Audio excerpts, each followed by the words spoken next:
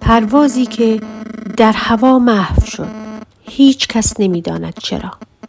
MH370 بزرگترین راز هوانوردی جهان.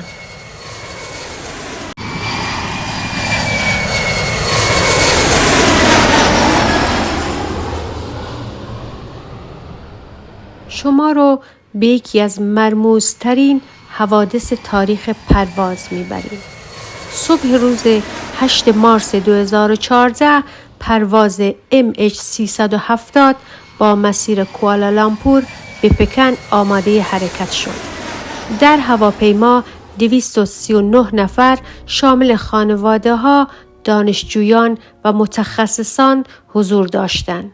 هیچ کس تصور نمی‌کرد که این آخرین پرواز آنها باشد.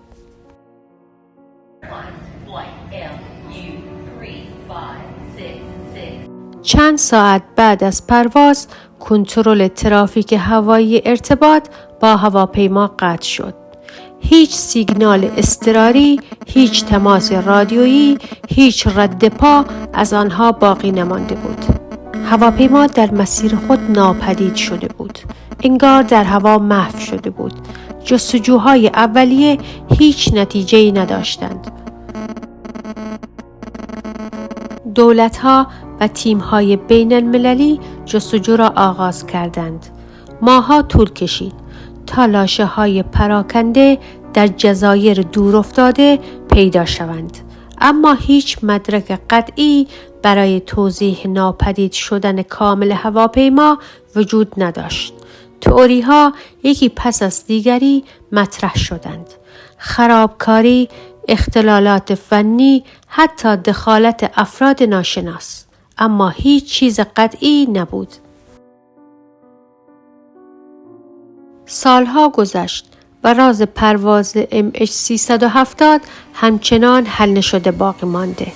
هیچ کس نمی‌داند دقیقاً چه اتفاقی افتاد.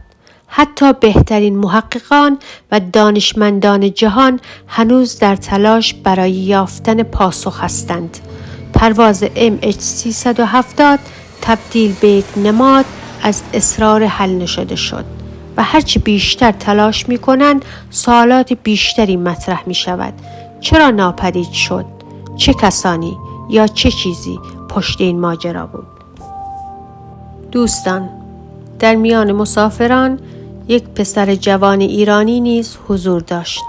اما سرنوشت او مانند سرنوشت همه مسافران هنوز در پرونده باز و بی پاسخ باقی مانده است. پسر جوان ایرانی و 238 انسان دیگر بی صدا از جهان محو شدند.